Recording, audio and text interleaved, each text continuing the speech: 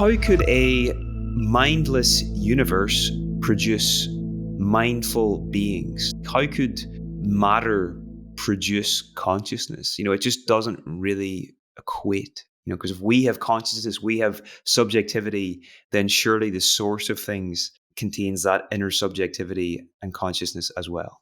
Yeah, absolutely. And actually, you've just articulated there really the mind-brain problem. How does consciousness emerge from non-conscious neurons? And now, one of the approaches that I've found very helpful is that of panpsychism. It helps the conversation along. It comes from the view suke, meaning soul, and pan, meaning all, and actually says, look, this idea that we have to start from the building blocks of the brain and build a bridge back to the mind has got us nowhere. So why don't we flip the conversation on its head and assume that consciousness is fundamental to the cosmos? If we assume consciousness to be a fundamental property of the universe, does that help us? And I think it really does. And I guess I take that one step further in terms of what you articulated, Niall, in saying that, if consciousness is fundamental to the cosmos, we didn't start with matter. We actually started with a conscious being.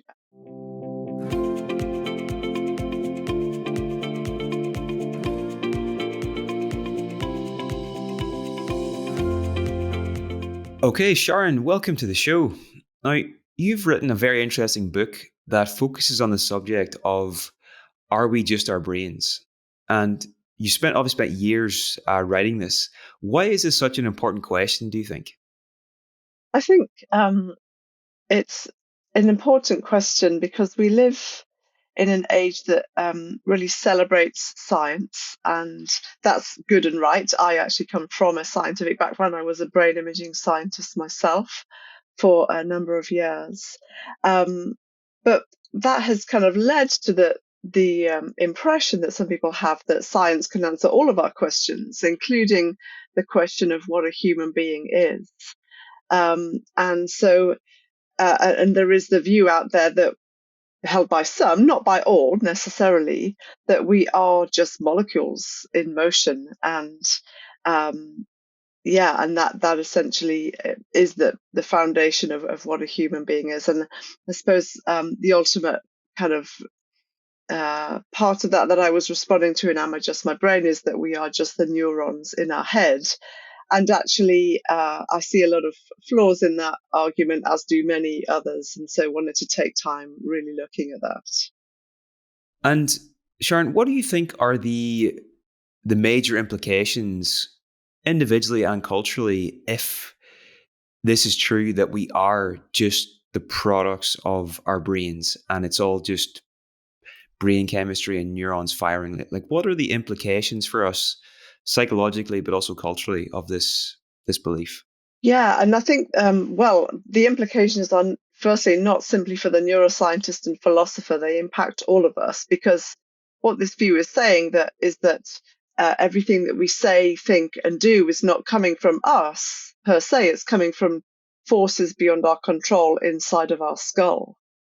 And so if that is the case, then how can we ascribe any meaning to any of our opinions or thoughts, beliefs? But of course, we live in a world where we want to be taken seriously for those things. Boy, do we have opinions in this world, and culturally. And secondly, if our actions and intentions are coming from forces beyond our control, then how can we be held morally responsible for anything that we think, say, or do? And therefore, how can we sort of reward good behavior or punish bad behavior? But the reality is that we actually live in a world that assumes that we are the bearer of our ideas, our opinions, our actions, our beliefs, not our brains. We live as though people think. The bottom line of my book is that brains don't think, people think. We've got into this kind of way of anthropomorphizing the brain. When people say my brain did this, it's actually, no, you did it.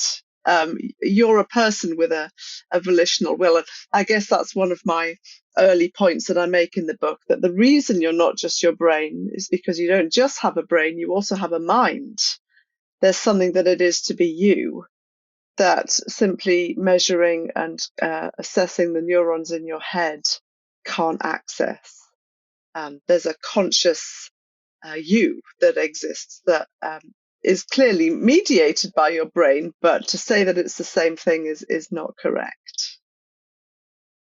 To me, this is like so important, and particularly for, I think, our mental health, and also when it comes to things like responsibility. Because if we sort of just take this view, well, just my brain, that's just the way I am, we sort of just abdicate all of that. We abdicate all sense of uh all sense of responsibility for our lives and our actions, and that's dangerous, and I think very Mm. disempowering for people as well, because you sort of just feel like, no, I don't really have much to say here, you Yeah, know? and actually, you'll know better than me as well.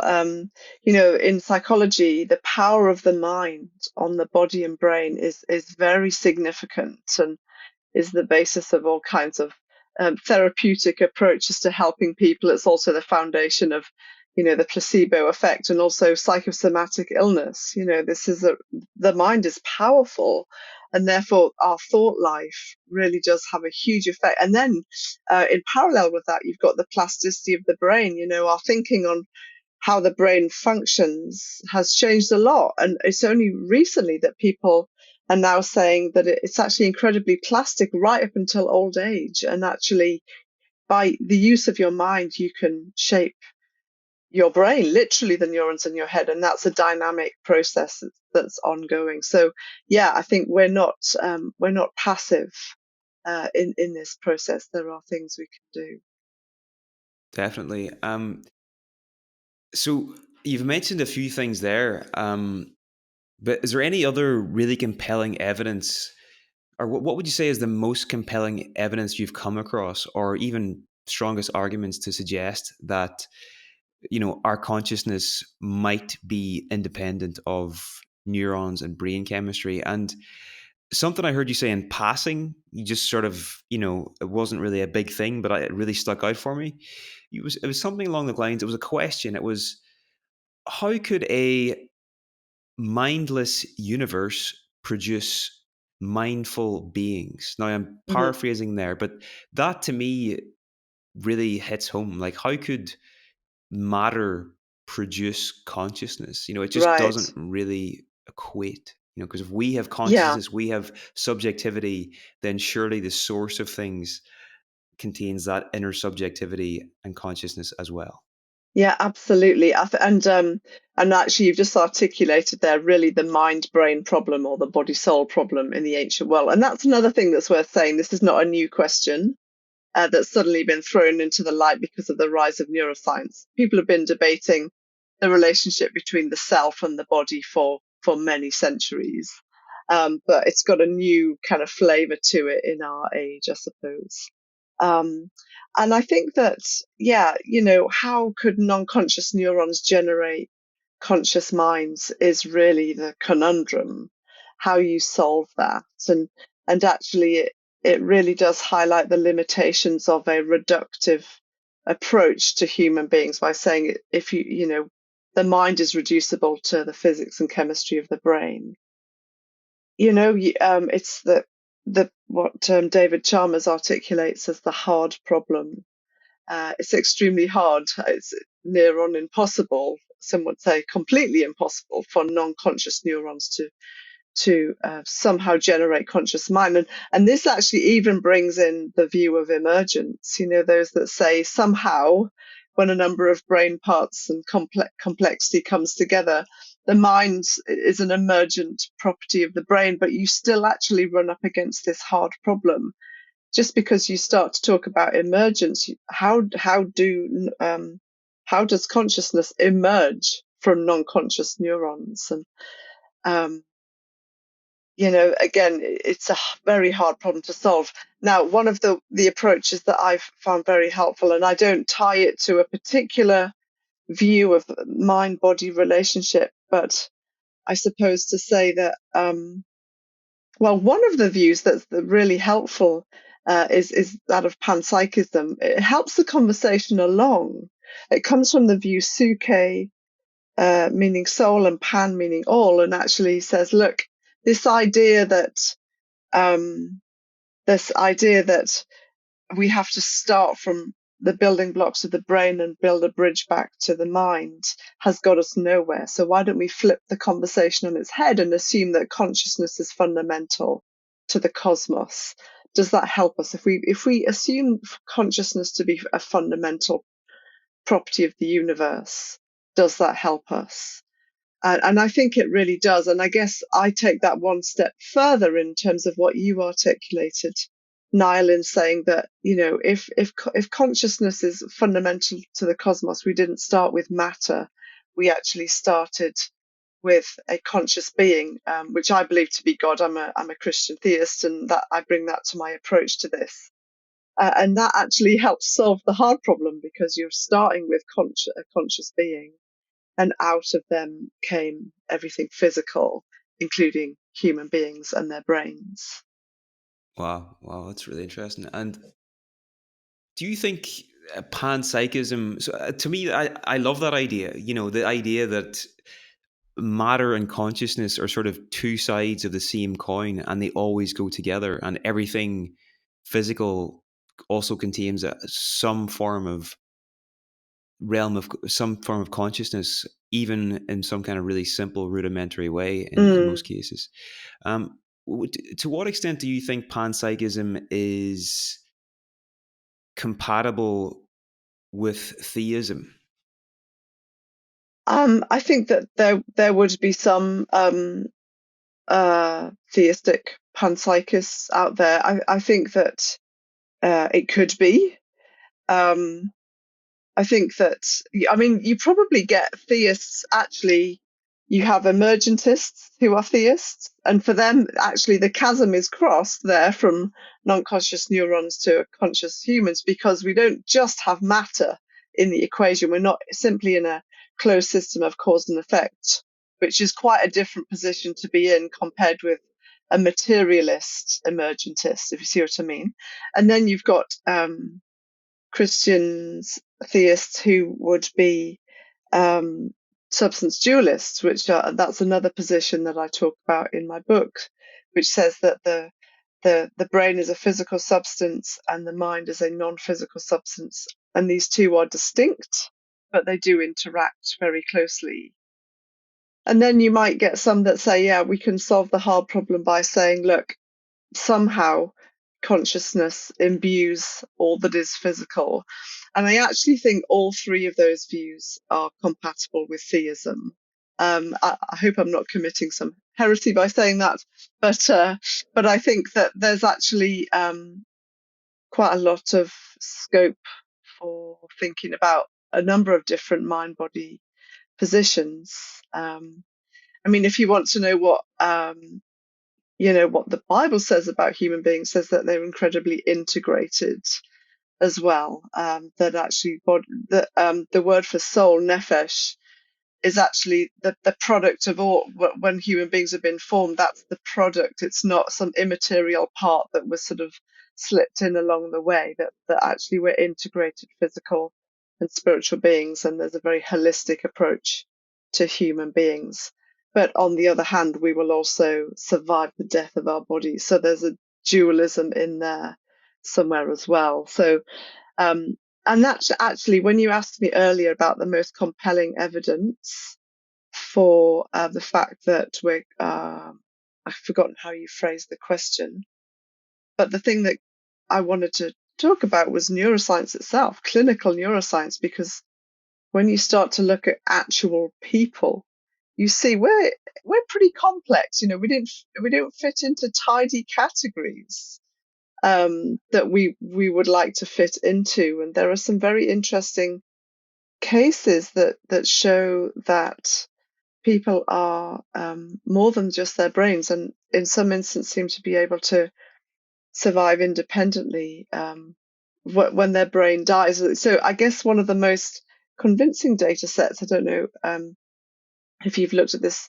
too much now, but that near-death experiences, which of course, because there's now 50 years of and kind of data that's been collected and published in things like the Journal of Near-Death Studies and the Handbook of Near-Death Experiences. And there are people with nothing to gain from sharing the fact that they've had a near-death experience, including people like Harvard neurosurgeon Eben Alexander. I think this is a fascinating data set. Wouldn't want to offer it as proof of anything, but if you are just your brain, we wouldn't expect to find even one instance of somebody saying, I genuinely had an out-of-body experience when my body was physiologically dead, in the process of being resuscitated, but actually physically dead. I was actually conscious. I just interviewed someone last week who had such an experience. And they talked to their doctor about their experience, and their doctor said, yeah, this is common. People talk about this all the time. So I think it's fascinating. If the brain dies, what happens to the mind? It seems if we're to take even just one instance of this 50-year data set seriously, it seems to suggest that actually there's far more to us than just the physical. There's so much more to what it means to be a human being. We could also look at things like terminal lucidity, which is a growing a phenomenon. People with advanced dementia who have a sort of a return to the self very near the end of their life, even though they're very confused and incoherent. Suddenly there's a regrouping and it's like they're back. The old person is back. Well, how do you account for that in relation to the state of their brain, which is severely degenerated? So I think there's a lot out there that's really fascinating. Maybe any one thing on its own seems a bit weird and out there, but when you start to put it together, maybe we start to see a picture that neuroscience itself is trying to tell us about what it means to be human. That's fascinating. In your book, I think it's from your book anyway, there's a quote that was it was kind of haunting, but it really stuck out at me. It was from Marilyn Robinson, and Mm. it was, whoever controls the definition of mind in a society controls the definition of humankind in a society, or something Mm. along those lines, Yeah. and this speaks to me about the importance of the book you've written. And I just wondered, what is your definition of the mind? What? Yeah. Yeah, that's a really great question. I guess, I think I'd say the kind of the seat of our kind of subjective thoughts, emotions, memories, um, yeah, feelings. I think, yeah, the seat of all of those, the subjectivity that we experience as human beings. Um, and of course, different people might define it in different ways. Some people would even say that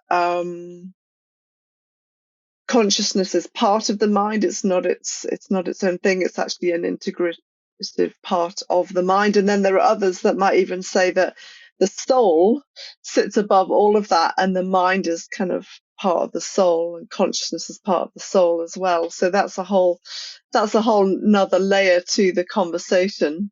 Um, I'm not even sure that I'm completely landed on what the soul is, except that in the conversation around whether or not we're just our brains, it's sort of synonymous with mind and consciousness in terms of, is there a non-physical element to us? Um, yeah. Yeah, that was something I was curious to ask you about in this conversation. That's a thing that is very much out of fashion in the modern world, and especially in scientific circles. This idea that we have a soul. How would you? What are your thoughts on that? Like, to what argument can be made that each of us does have a soul? You know. Yeah, again, I think, it's important to be sort of clear as to what we mean by it. But I think that I think that it is an overlapping concept with mind. Maybe mind is taking it more into the sort of the mental, but I think that the inner self, the sense of self, the you, the me, the you that can't quite be that can't be captured using neuroscience or brain chemistry, um, is actually something significant, and that we are to attend to. Some people even talk about feeding your soul and caring for your soul. Like it's like the deepest part of what it means to be you. Um, and so I think it's not in it is overlapping with all the things that we've already talked about, in the sense that that deepest part of what it means to be me is not the same as the organ inside my skull. Those are two very different things. I think I'd appeal to all of the evidence that I've already articulated that are saying that actually there's a sense of there's a me that continues even when my body and brain seem to have died. There's a fascinating. And so, so now that we're on this subject, you're a neuroscientist, and you also are a theist and a Christian. And to what extent can someone be a credible scientist and believe in God at the same time? Because this is Mm, probably a conundrum for a lot of people now that are in a scientific field, and they have a sense that there is something like some kind of higher power or God or whatever, but they're like, I can't really pursue this because it's just not it's mm. not accepted by the scientific community. Yeah, I think we it's worth acknowledging that the presumed landscape of the sciences is materialism, that the sort of reductive approaches to the kind of universe that we live in has been kind of absorbed in the scientific community. Um, it was a really important. So I actually haven't always been a Christian. I changed my views as an undergraduate studying biochemistry, and this very question was very important to me. And I actually asked it as part of my own journey, and actually receiving the answer that, or over many different conversations, that these are just different ways of looking at the world, that actually are not incompatible at all. If you think about Amazon, if you were to ask why does Amazon exist, well, we could talk about the website and the delivery service and the HR, and the team management and the vision casting. These are all part of why Amazon exists. But we could also say, well, Amazon exists because Jeff Bezos exists and had the idea all those years ago in his garage or wherever it was. And those are not incompatible, actually together they give you a more complete answer as to why Amazon exists. In fact, if you were to leave out Jeff Bezos to answer that question, you end up with a diminished understanding of why Amazon exists. And it's actually no different with God and science, that there's no logical contradiction between belief in a God that kind of created the universe, and continues to uphold it, and all the mechanisms that take place within that universe. There's no contradiction between studying those things and belief in a higher being. But I think what you're articulating actually is that the landscape of the sciences is very hard. It's very hard place to say you believe in God, but there are many really well-established scientists who are also Christians. We could look at someone like Francis Collins, who was the director of the Human Genome Project and then also the vaccine rollout at NIH in the US. Uh, we could look at Alistair McGrath, who's Emeritus Professor of Science and Religion at Oxford University, um, who wrote, responses to Richard Dawkins' many books. We could look at John Lennox, who was a mathematician and has written much on this subject and has been a committed Christian his whole life whilst being a mathematician.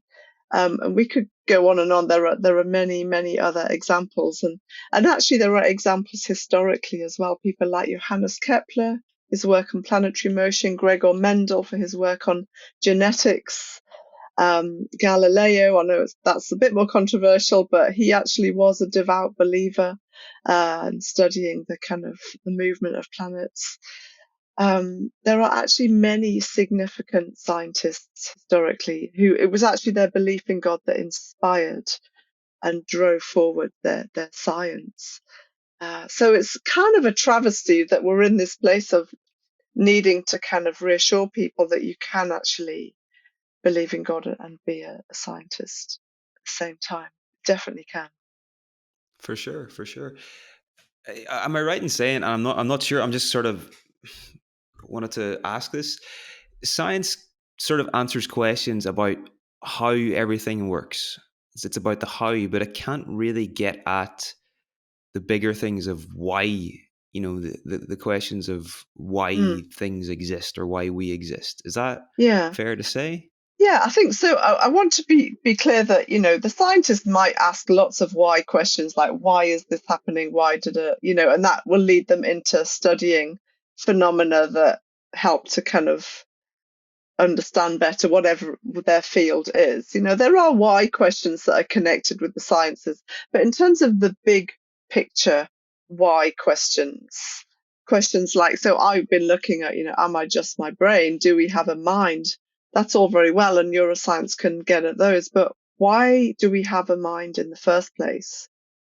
Why can we think at all? Why are we even conscious in the first place? That is a question that science cannot answer. Even if you have the most elegant neuroscience of consciousness, it can't answer why it exists at all. And to get answers to that, you need to step out of the sciences and into things like philosophy and theology.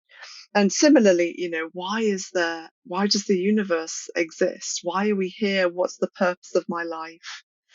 These are not questions that the sciences can answer, but they're really important ones, which is why science is brilliant, but it's not the only show in town. We need to actually have these other disciplines as well, and also appreciate things like literature and the social sciences and so on, all the other disciplines. I remember there was a period in my late teens and early 20s, I became an atheist for a while. And every so often, I would just be struck by a question like this, like why do I exist and how come I can think and have this experience? And it just, part of me just wouldn't leave me alone. It was almost like I was being haunted by these questions, and you'd be like late in the middle of the night, they would come to you and you were like, yeah, there's something bigger at work here that I don't quite understand. And I should be a bit more humble about that. But there's something you said that reminded me of a quote from the book that I'm just going to read out here, Sharon, because it Yeah. it really was really powerful. So it's from someone else, but I'll read it out anyway. So we all know that you can't really pull a rabbit out of a hat. When a magician claims to pull a rabbit out of the hat, we know that there had to be a rabbit in the hat to begin with, because you cannot get something out of nothing. You can't have nothing there, then all of a sudden a rabbit appears. If you start with matter from the Big Bang and all you do is rearrange it according to the laws of chemistry and physics, you're not going to be able to get a conscious rabbit out of that material hat. You'll end up with a very complicated hat, but there will not be a rabbit. The reason consciousness exists is because we started with a rabbit that is a great big rabbit, namely God, who is himself conscious. And we do not have to pull a rabbit out of an empty hat and explain how you get consciousness from matter, because there was never such a thing as just pure matter. God always existed. So have you any comments on that? Yeah.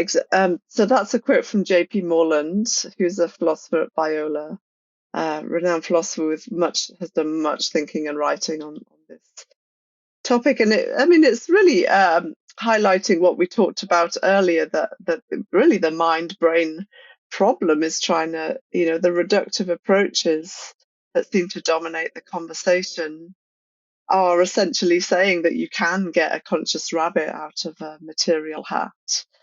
Um, but actually, in some ways, there's a lot more explanatory power by arguing that that actually consciousness precedes matter, and that's really the only way to get a rabbit out of a material hat. Um, and so, yeah, I think it's a helpful illustration, a helpful quote. Yeah. Yeah. Now, everybody has an image of God. You know, whether it's conscious or unconscious, everybody has their image of what God is. And I think this is a very important element of your psychological well being, because if you think that God is a judgmental father figure in the sky that's quite punitive and all the rest, you're living in an unsafe universe, uh, Yeah. almost an Orwellian universe, I suppose. Hmm. So I'm just curious, what's your image of God? Is it a man in the sky? Like, what is, when I say that word, what are the first images and Hmm. associations of things that come to mind for you when I ask that? Yeah. Well, I completely agree with you. And it was A.W. Tozer that said, what comes into your mind when you think about God is the most important thing about you. And I think that's quite profound. And I agree that the mental picture that we have about God is really important.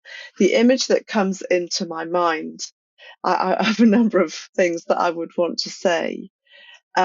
Primarily that it's taken me a long time to kind of uh, adjust my thinking on this, but I God is kind.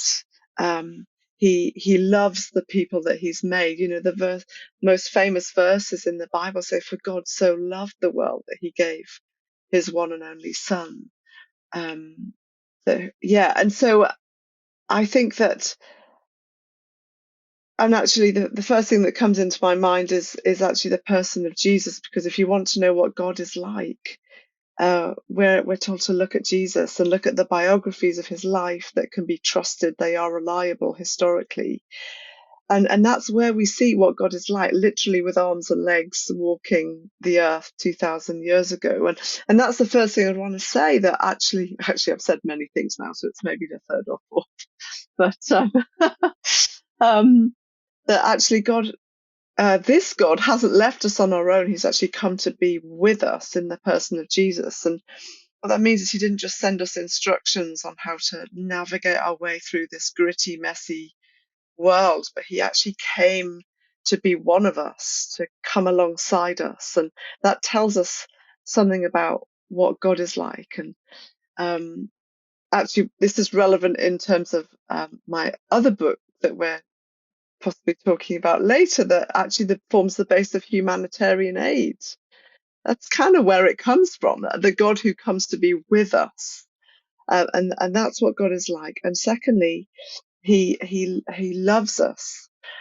He came alongside and actually changed people's lives, people who were suffering greatly, who were dying, who'd even died. He raised people, he healed disease and sickness. He actually looked people in the eye and reinstated their dignity. He reinstated the dignity of women culturally. He kind of threw all kinds of curveballs to the local religious people who thought they had it all stitched up. And he actually came and said, actually, you've lost sight of what God is like. He's actually, uh, he has come alongside people. He's for people. He's also holy. And so he didn't, and so there was a lot to be said there. And actually the final thing on this is that, people ask, how do we know that God loves us? Because love is demonstrated by actions. If someone says that they love you, um, and then they, go off for the weekend and drinking with their mates or whatever, you would question actually their actions are not really living up to their words. But actually, the actions of Jesus, firstly, in coming to be with us, coming alongside human beings, and then dying for us in a way that restored humanity to their maker. There's a brokenness in the world. And somehow Jesus came to mend that brokenness, and it cost him his life. It cost him everything. And that says something about how much he values human beings. Uh, value is determined by the price we're willing to pay for something. And Jesus paid with everything he had. And he's saying something about human value. So that's the kind of God that I see in the Christian faith. And that's the mental image that I have grown to have, even though society and my natural way tend me towards the strict disciplinarian. That's actually not the God that uh, walked the earth, and that's not the God that the Bible talks about. Yeah, I think that that image is deeply programmed in the human psyche, and it takes Yes, it is. a lot of undoing. Yeah. Now we're talking here about a God of love and an all powerful God and all the rest. And I was having a conversation with a friend over dinner a couple of weeks ago, and he said, like there's things happen in my life, and they're very serendipitous, and I have the sense that there's a guidance at work, right? And that all feels great. And then he's like, but then Ukraine, thousands of people dead, Gaza, people suffering and dying on a daily basis, children being bombed in hospitals, and that's exactly my thinking on this as well. Is like, how Yeah. could an all powerful and loving God allow for a kind of word like this? And it seems what a bit bordering on I don't know if narcissistic is the right word, but Mm, a bit self-centered for me to ask God for help in my life when there's all this suffering, and think that there is some kind of higher power helping me mm, whenever there's just yeah. such colossal suffering and Yeah. evil happening in the world. So, have you any Yeah. thoughts on that? Yeah, I do. There's two questions in there. I'm going to deal with the second one first, that if actually God exists, that he's big enough to cope with all of it. And he's not some kind of junior doctor running ragged, kind of overwhelmed by the events in the world, nor surprised by them. And actually, where everyone is encouraged to come to him, and there are no barriers, no boundaries there. Um, Everyone is encouraged to come to him, and actually, whether it's a cataclysmic event taking a whole town, or whether it's one person struggling with this one thing that they feel they can't talk to anyone about, it all matters to God. And so actually, we just bring it all to him. But in terms of the bigger picture of like, how do we make sense of these things? I think that it's helpful to ask the question, okay, if God doesn't exist, what kind of explanations are at our disposal to make sense of these things? And, you know, essentially the perspective that we're offered is that this is just the way the world is. That well, we could say that like natural disasters are, the flip side of living on a planet that sustains life. A lot of the mechanisms involved in natural disasters are necessary to maintain life on Earth. Like tectonic plate movement is needed to recycle nutrients and so on. In terms of like human behavior, we could just say, you know, uh, it's just the way people are. Maybe some people might say it's your biology. We come back to the deterministic stuff we were talking about earlier. It's your genes, it's your background, it's your culture. You're kind of just operating out of all of that.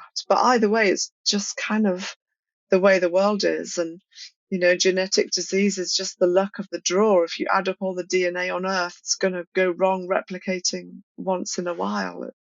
It's just kind of the way the world is, and people are just in the wrong place at the wrong time. Um, and and so we need to fight these things using humanitarian aid, using social causes, and so on. And people do that very, very nobly and courageously. But ultimately, the ultimate answer is this is just the way it is. So why is it that we get so angry about the suffering that we see in the world of all of its different kinds? And um, you know, to get angry about the way the world is, or to call something a disaster, is actually to make a moral judgment. Is to say that this is not the way things should be. It might be the way that they are, but there's something wrong. Things are not as they should be. Um, and actually, that the existence of God and the Christian God makes sense of that. It actually says that God has created a good world out of his goodness because he is good. But something has also gone wrong in the world. And that's given rise to evil. And actually, if we just try and think about suffering and wars and genocide and natural disasters without reference to transcendent evil, we're only talking about half the picture here. And actually, the Christian framework says that there's good, but there's also evil. And those two things are at play in the world. Not in a yin and yang, equal and opposites. Actually, we would say that God is greater.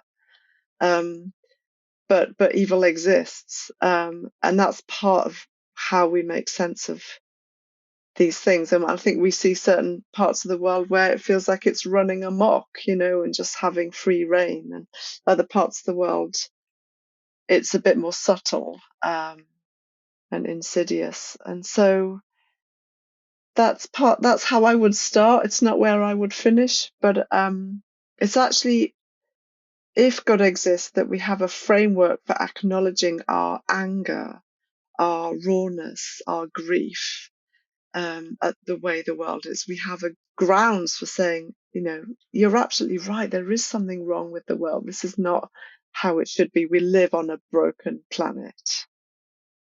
And you've just said it there.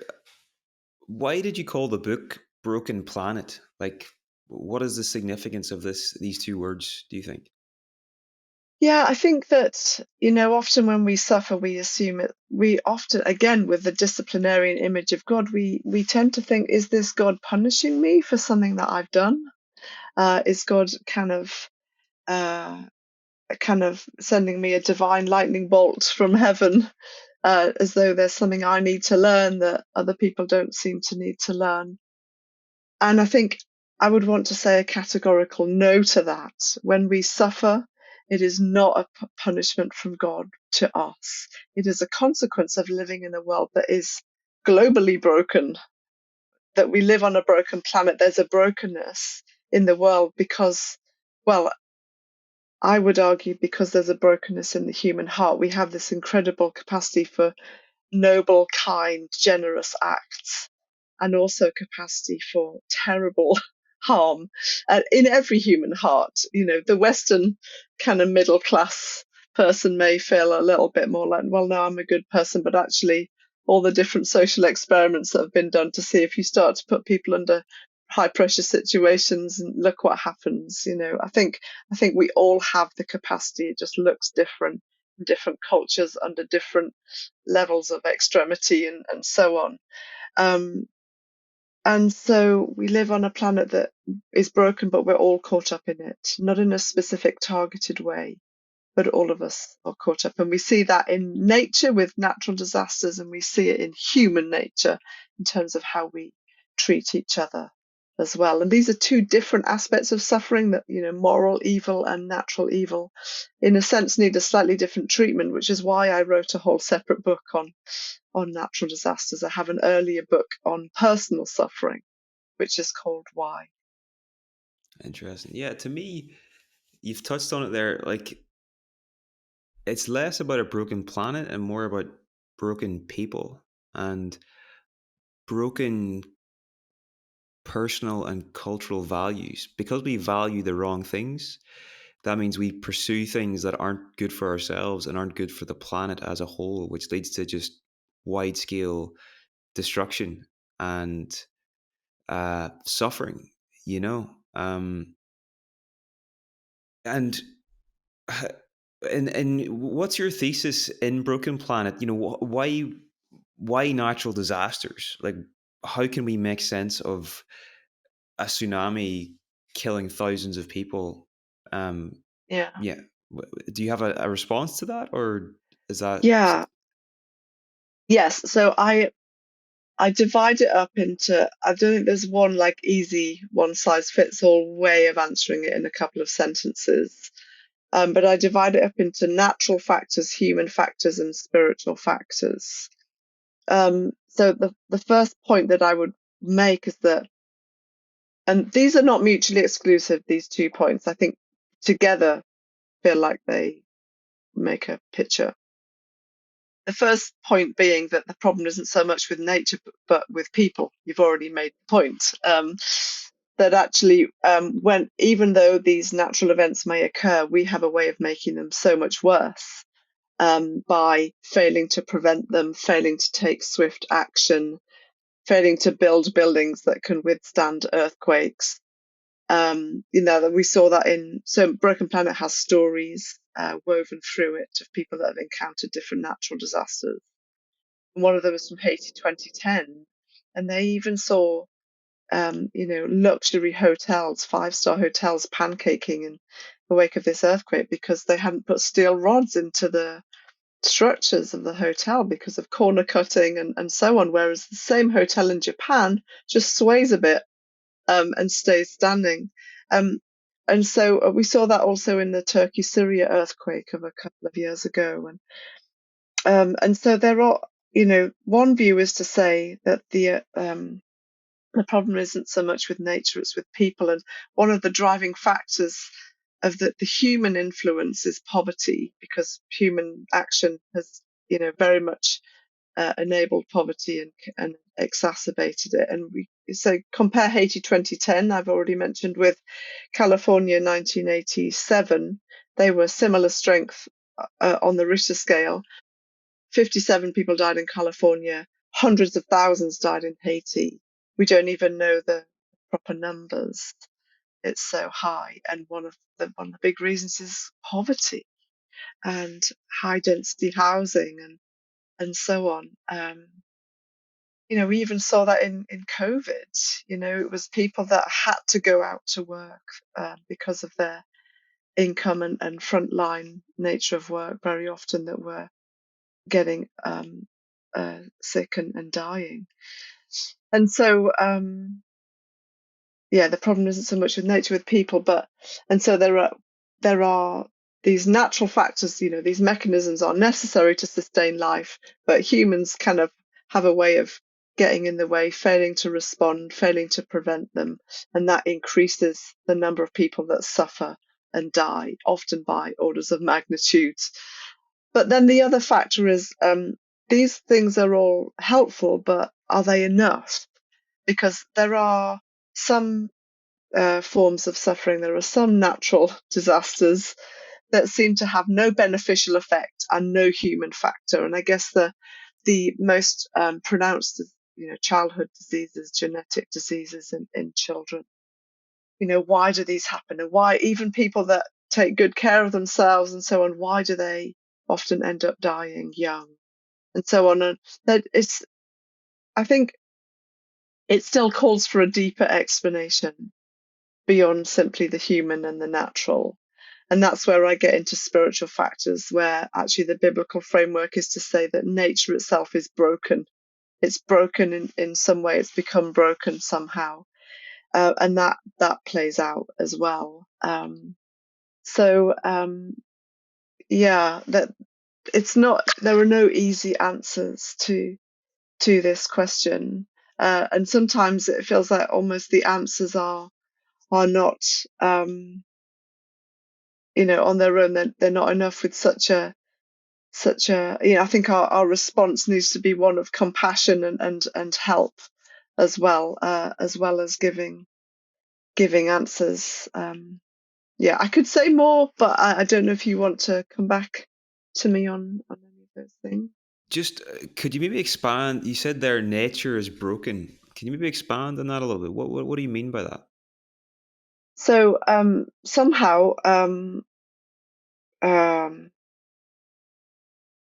of spiritual factors have led to a degree of brokenness in the natural world as well. So I guess in order to make full sense of this, I need to step inside a Judeo-Christian framework. I guess Christians talk about a fall, a point at which kind of the relationship between human beings and God became broken, and that's where lots of things started to go wrong. It's ultimately why Jesus comes to mend that brokenness. But the initial break created, if you like, ricochets through history, through the natural world, through our physical bodies, through our very biology. Christians refer to this as the fall. And that's definitely part of how a lot of people make sense of some of the brokenness that we see in the world. But that doesn't help us explain some natural disasters, because people that obviously take the view that the universe is 14 billion years old and the Earth is 4 billion years old, there were earthquakes and volcanic eruptions and so on long before humans ever came to exist. So how do we make sense of those? I mean, on one level, you could say, well, if no one is hurt or injured by them, even though they exist, are they a disaster? And that's a whole nother question. But another view that is out there is to say that actually there was a pre-human fall as well.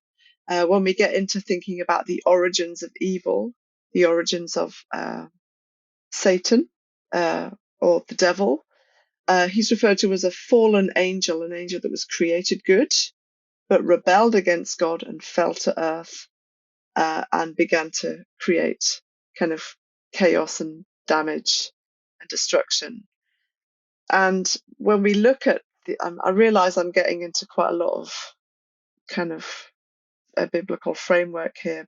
But when we look at the very opening chapters of the Bible, Genesis, we see that actually the serpent that supposedly led these early humans to rebel is in the garden already. And theologians sometimes make the case that, there's perhaps nature became broken before humans did, because of this kind of angelic fall and the influence that had on the natural world. Now, I realize that to people listening that wouldn't subscribe to that view, that might sound a bit out there.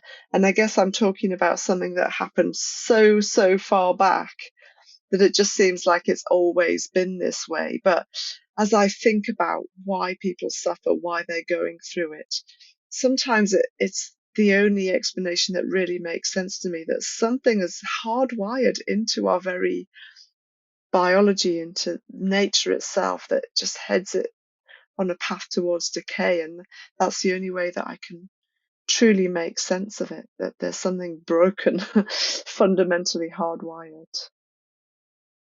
Yeah, I think that's over my head. Maybe a bit complicated for me, but maybe Oh, a conversation sorry. for a different I day. tried not to make it complicated, but No, it's all good. apologies. It's all good. What you said there towards the end reminded me of a quote from, is it Solzhenitsyn? The dividing line Yeah. between good and evil runs through the heart of every person or every man, and Yes. it's up to them to choose, or something like that. Yes. Just a couple questions now to finish up, Sharon. What is your root metaphor for what life is? So I've interviewed people like Parker Palmer, and he would say it's a gift. I've heard Alan Watts say that it's a musical thing, and we're supposed to sing and to dance while the music's being played. I interviewed a guy called Samuel Wilkinson from Yale, and he said it's a test, right? For you, when I asked that question, are there any what metaphors come to mind, if anything? If nothing comes to mind, don't worry, we can go to the next question. Oh, I'm going to be a bit controversial here and say life is God. God is life. He's the reason there is any life at all. And that life is in his Son, Jesus Christ, who actually defeated death and rose to life. There's a verse that says to live is Christ and to die is gain. And actually, to live is Christ. And I think that changed my world at the age of 20, having been raised in I guess an agnostic home. It wasn't a religious home. I didn't know actually anything about the Christian faith.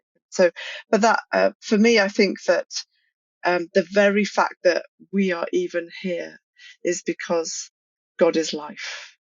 That I think that's how I'd answer it off the cuff, having not reflected very much about it. I also agree with the view that life is a gift; it's not a right, and that frames how we think about our lives, the things that happen to us when hard times come, whether we get what we're hoping for or not. I think that seeing life as a gift also I find to be a very helpful one. And what do you think is the purpose of human life? Why do we have this subjectivity? Why do we have this agency? And what are we doing here on this planet?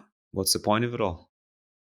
Yeah, I mean, I think that we are the only beings that have this capacity for higher thought. That doesn't, we're the only ones that create music or write poetry or think about philosophy and even ask these bigger questions. And arguably, although there are elements of some of those behaviors very occasionally in more advanced primates, if we train them, no other created being is displaying all of these all of the time. And equally, consciousness seems to be unique to humans, the reflexive self awareness that human beings have.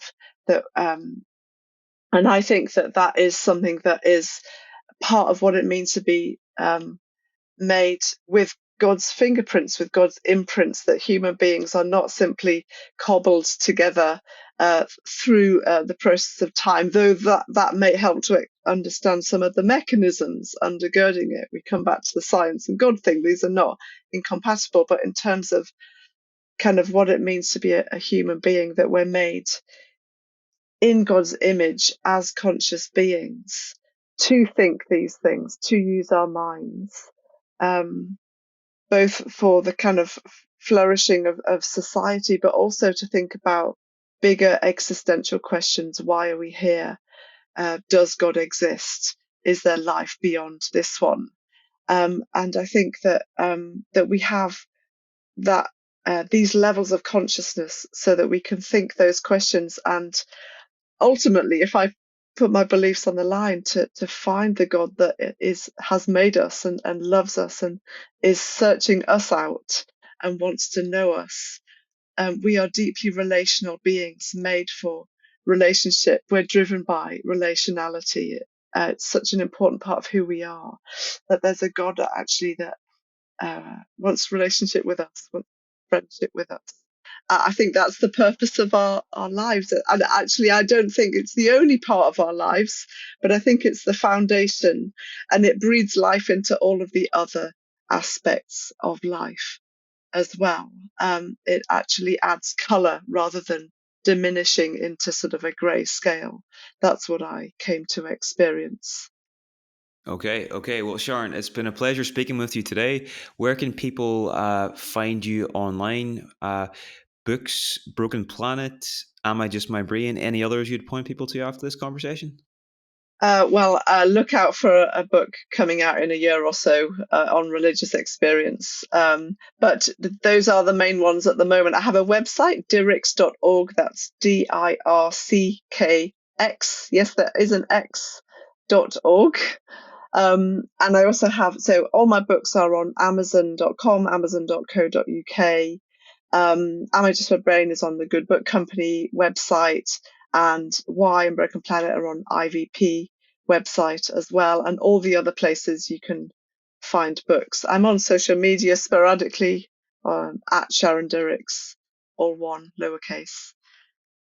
Yeah, do look me up if you'd like to. I'm happy to come and speak if anyone is interested in having a speaker as well. Okay. Thank you very much, Sharon. And have a great weekend. Talk soon. Thank you.